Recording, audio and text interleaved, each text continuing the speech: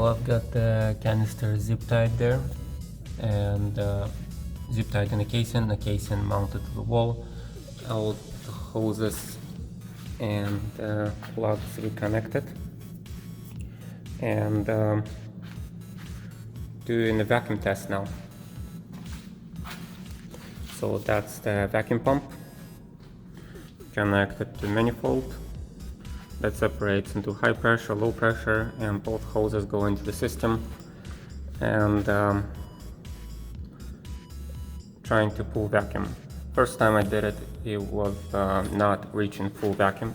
You can see the gauges go below zero on high pressure, low pressure side, and it goes down to negative 30 inches of mercury vacuum. So I wasn't getting there. I was getting maybe like halfway there. I thought maybe that's as far as it's supposed to go.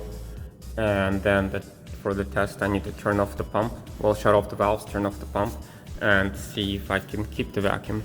And I wasn't able to keep the vacuum. The vacuum was not staying. It was getting pressurized, I guess. And then I realized the problem was I didn't have these hoses tight enough. So you need to tighten these guys really hard, and then do the test. Also, what's a little bit confusing is that when it's doing, when you want the flow to actually go, you need to turn this to closed position. When you turn it fully clockwise, that's when the flow is open, even though direction says closed. So when you want the flow through this valve, you want it to turn to close. When you want to stop the flow, you need to turn it to open counterclockwise. So yeah, I don't know why it's like that.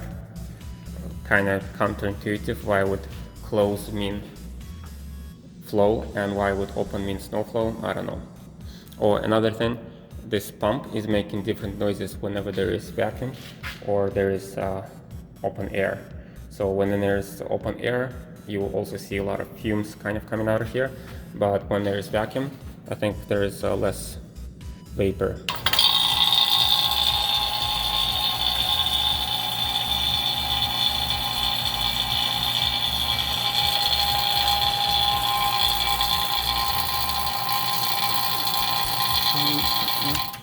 Yeah, so when there's vacuum, there's no vapor, but if you have a lot of vapor, it probably means there's air circulating through your vacuum pump.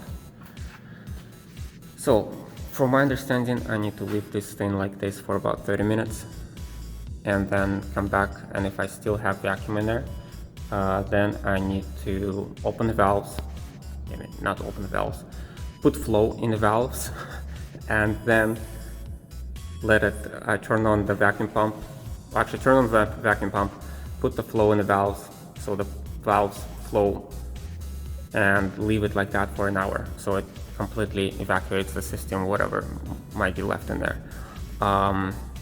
So that's what I'm gonna do next.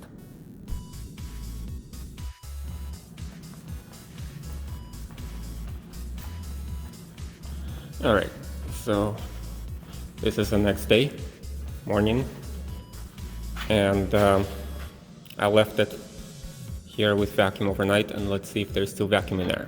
Yeah. Oh, yes, there is.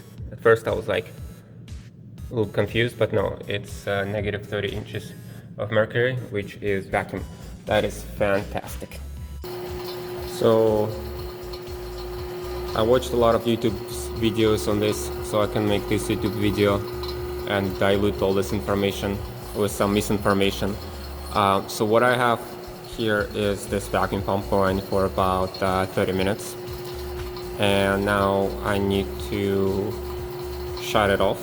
Well, actually no, first I need to shut off the valves so the vacuum will stay, and then I need to shut off the pump. So if I turn it clockwise, and the valves will close. And then I can turn off the pump. Then I used to think that this is a valve, but actually it's not. It's a cap. What do you know? So next I need to unhook this yellow line from the vacuum pump. And I need to hook it up to this can. To be able to hook it up to this can, I need this adapter. So what this adapter does, it's, well, first of all, it attaches itself to the can. Then it has this needle there that pierces the can and locks it. So I need to twist it on. Yeah, okay, maybe I'll just do it. So I'll have it fully open, the needle fully retracted, and twist this onto a can. Install this hose just in case.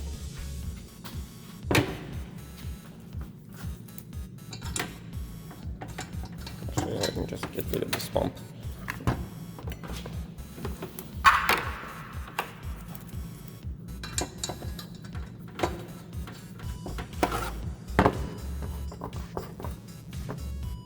Make it nice and tight so it doesn't leak. Like it. But don't use pliers, at least that's what YouTube taught me. Okay. Alright, so now when I pierce this can, it will... So let me check. Yeah, still have vacuum in there. Alright, so now I'm gonna pierce the can.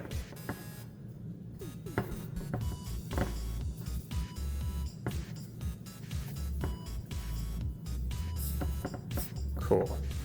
So the can has been pierced, but there's no flow. I'm just gonna do it all the way, just in case. Yep. Okay, but now there is no flow in there. So to actually have a flow, we need to open this can back up. I mean, retract the needle.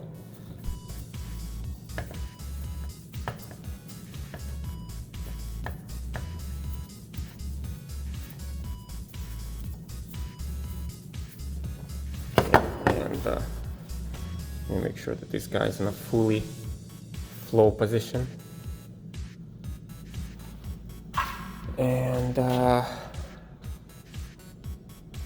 alright, so now there's refrigerant in this can, and then there's refrigerant and some air in this hose. To purge this air and refrigerant, you just need to press this valve a little bit. Come on.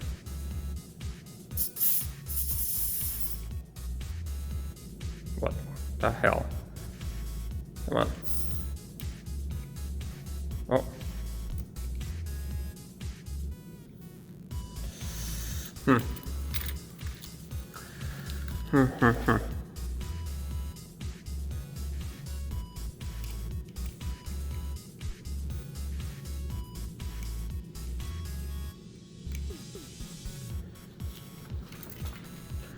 And I don't know, I kind of expected more.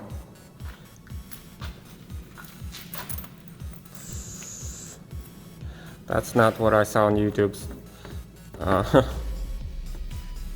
Okay, let's maybe close this back up. Okay, maybe we need to have it in this position. Maybe it's a valve that needs to be pressed open. Maybe that's the kind of system it is.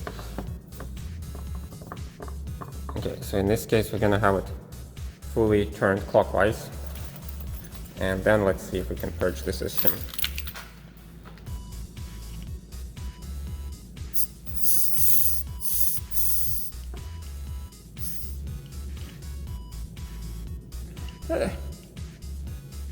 So this doesn't look right. Okay, maybe it needs to be somewhere in the middle. Not too far, not too little.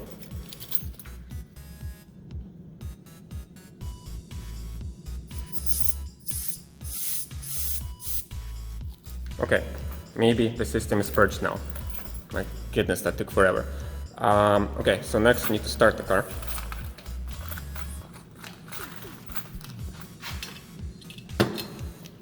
So we need to start the car and turn on the AC.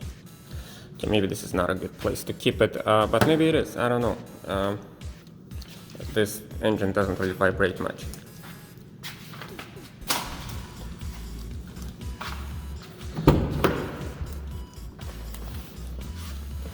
Okay, let's see this. Yeah.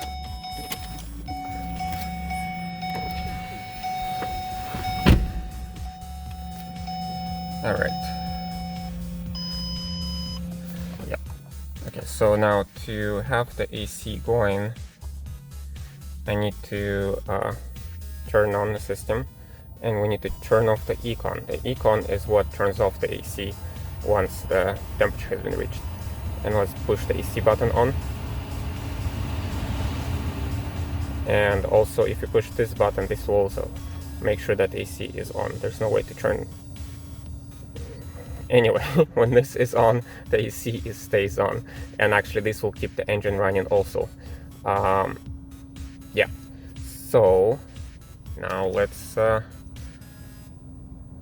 for the best.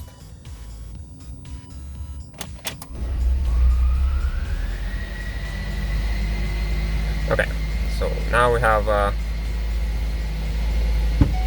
AC going.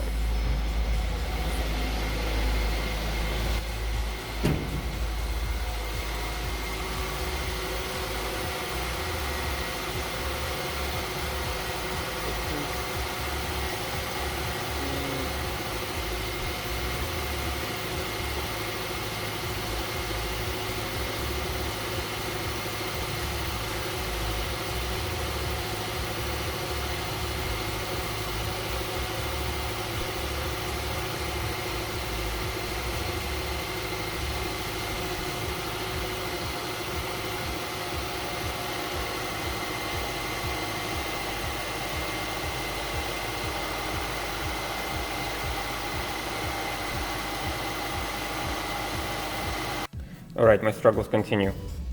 So this is actually a second can. It took a while to figure out how to get this can going. I think the issue is that this valve adapter will open the can if you turn it just right. If you open it too far, it will actually close the can. And if you open too little, it's also closed in the can. I think it has like a self-closing valve in here. Yeah, see there's that green thing. It's not like other cans where you just pierce it and it's opened forever. This one actually gets closed when you release the valve. Actually, I don't know, maybe other ones also like that. Who knows?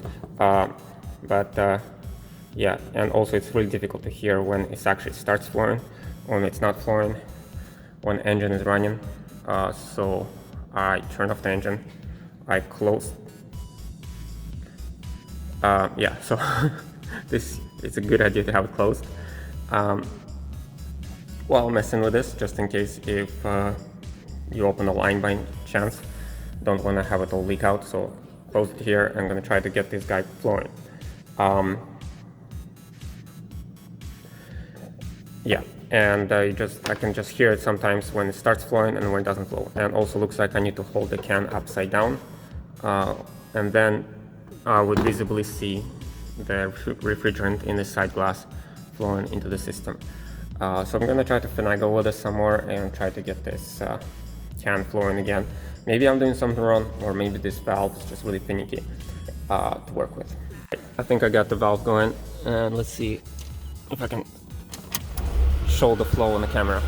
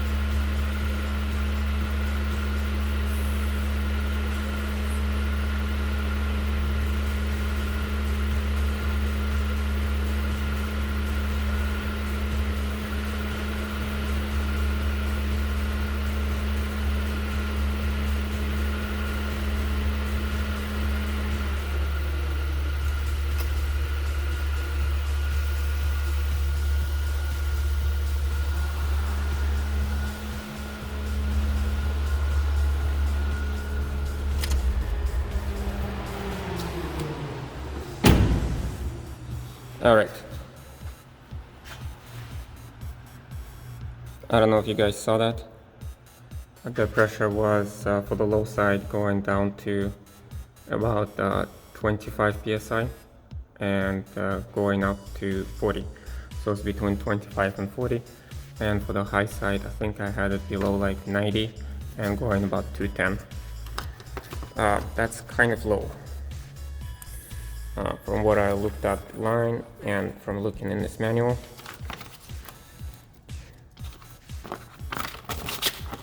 It should be close to that. Should be between 25 and 35. So it's actually a little bit high, I guess, on the low side, but it's not high enough on the high side. Maybe that's the thing. Yeah, because it's fairly cold. Well, not hot in this underground parking lot. At least that's what my car tells me. It's about 60 degrees Fahrenheit in here or something like that. And yeah, so it should be somewhere close to those numbers. And this quick troubleshooting guide here would tell me that my compressor is possibly needs servicing or expansion valve or orifice tube blockage. So yeah, maybe there's a clogged thing somewhere. That's why my high pressure side is not able to build high pressure or not high enough. And also another thing I've noticed, I've researched online how much refrigerant I need, and research told me I need about 32 ounces. I've got 2 cans of this, which say that they are equivalent to 16 ounces of R134A. But looking at this thing here, which I haven't noticed before, I need about 38 on, wait, no, this, yeah. If you convert this pounds to ounces, it's about 38 ounces. So maybe I am 6 ounces short. Maybe that's okay. Maybe it's not okay. Maybe that's the cause of the issue. Or maybe it's all fine. Maybe I'm just misreading the gauges. Or maybe the gauges are out of whack. Who knows? Maybe I'll just leave it as is, put it back together. And if I see that the car is not working properly, then maybe I'll try to diagnose it again.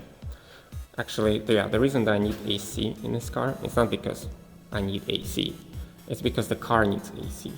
This is a hybrid car, and it has AC lines going all the way to the back where the battery is. There, these are refrigerant lines. They're going, oh, they're cold. They're going all the way there for the battery.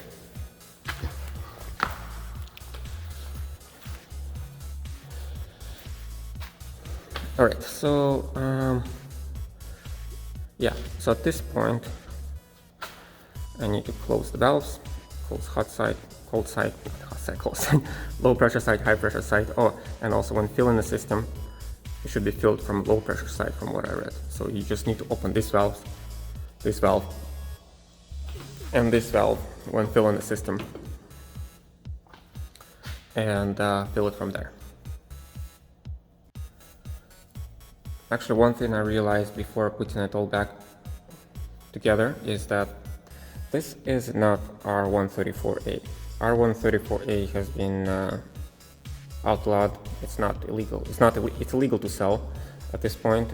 So what is sold is R134A equivalent, which is I don't know what this is actually. Maybe it's 812. Or maybe it's R12. Anyway, so it's not R134A, and maybe that's why this chart and online guides that have been written are not exactly correct, because maybe this works at a different pressure. It might evaporate at a different temperature and has different pressure, and that's why this gauge is written a little bit different than what I would expect it to be. Maybe it's totally fine.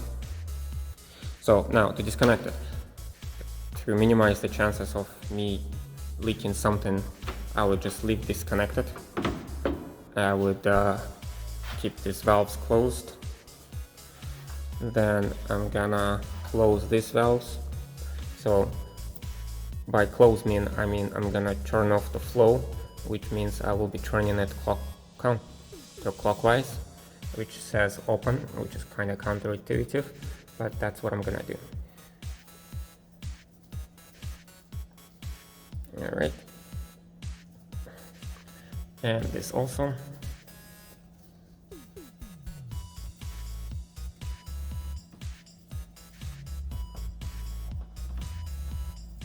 Now, to remove this, it's pretty much the same way as you put them on. There is this ring here, you just pull it, and then you pull the valve off. There we go. So yeah, you push this to lock and unlock, and when I'm turning this, you can see that there is like a pin that extends. So when I extend it all the way, it will press on that Schrader valve there and open it. But also, yeah, so that's what what it does. It extends all the way and opens the Schrader valve. And same thing here. So I'm just gonna pull the ring and pull it off. Oh, that was quite a bit of pressure there. Yeah, so this by turning this, the push pin gets extended, and that's the pin that presses the valve.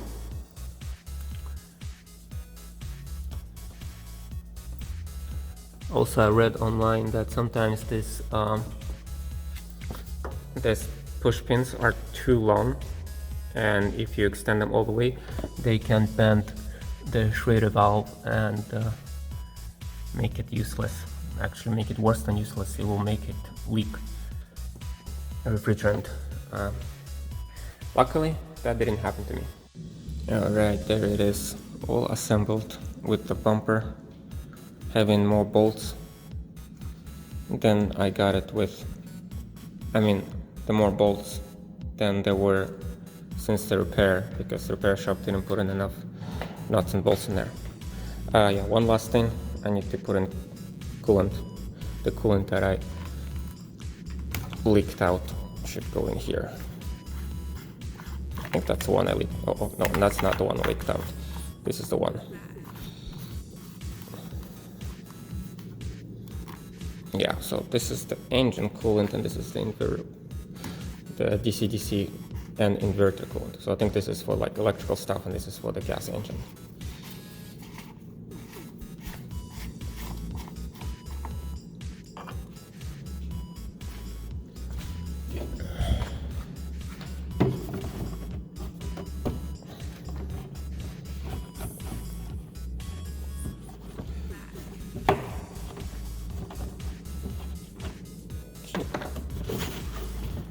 So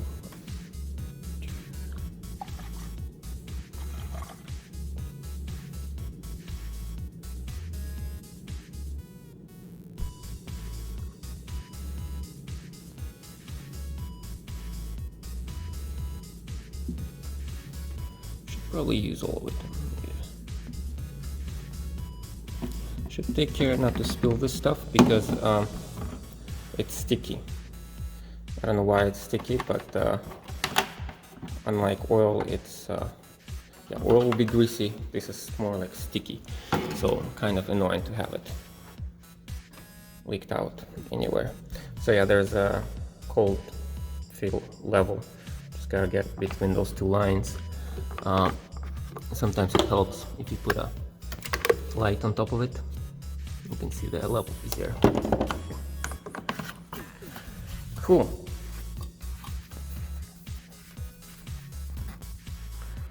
When refilling coolant, you'll usually need a 50-50 mix of ethylene glycol and water, and this is one of those that is already pre-mixed. You can try to buy a concentrated coolant yourself and mix it with the deionized water. But then I think it's also difficult to find the spec for the Ford coolant concentrate. There's the universal ones, which are like green, and it's usually not recommended to mix them because they can gel up and stuff like that. So if you can find the one that fits OEM spec for Ford and it's gold color or piss yellow, I think that's might be the safest way to go. And if you've spilled some if you've spilled some of this glycol all over some other stuff, it's totally fine to just rinse it down with water. That will help it keep less sticky. I know there's like electrical connections everywhere, and it's hybrid, but it's actually totally fine.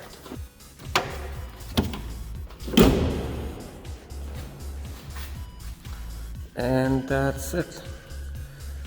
The AC has been fixed. Happy with how it turned out, until I take it for a test drive and find out for sure if the AC is working or not.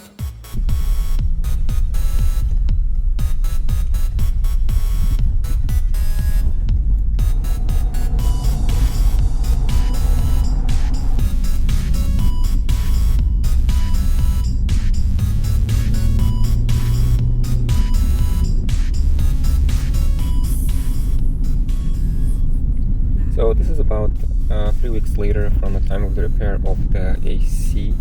I lent my car to my brother, who was driving it for about 2 weeks, and he told me that AC has been working fine and the car is all good.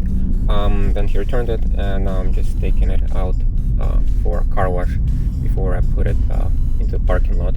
Just want to get the box out of the grill. But yeah, it seems to be the AC is working fine, and I mean, it's not the best time to test. It's pretty cold out here, and the AC is colder than cold, and that's not the best way to test the AC. But anyway, yeah, so overall I think it went well, hasn't failed. I do believe that my system might be undercharged, but it still works, so I'm just gonna leave it at that. Also, another piece of information I've discovered while I was traveling to US for a road trip is that R134A is actually still available for sale in states, at least in state of Nevada. Might be available in other states also.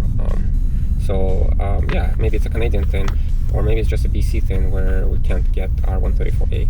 I don't think it's legal to bring it to Canada, so you can't just buy it and bring it, I think. But if your car AC system has stopped working, I think it might be possible to drive over there. Well, actually, first fix your AC system, then drive over there, buy the R134A recharger system, and then you should be able to legally drive back. But this is not legal advice. As for the kit, I think it does the job well. I think it's packaged very well, and I don't know, no complaints really. The only thing that I would say is kind of like not the best about the kit is the gauge set. So on a gauge set, you can see the gauges go pretty far.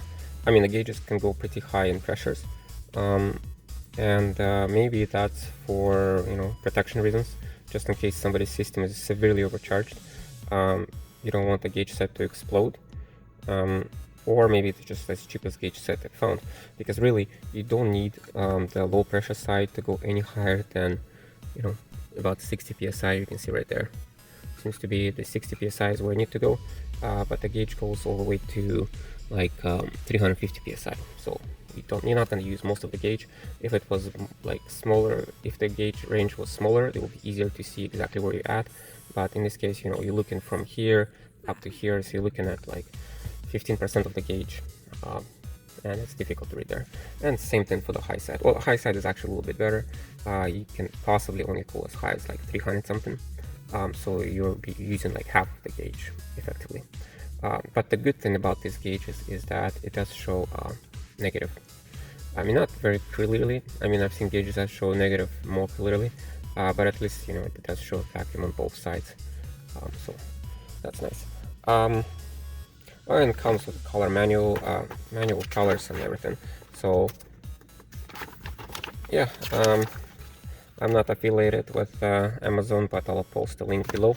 If somebody wants to get the same gauge set, I think it's not a bad deal.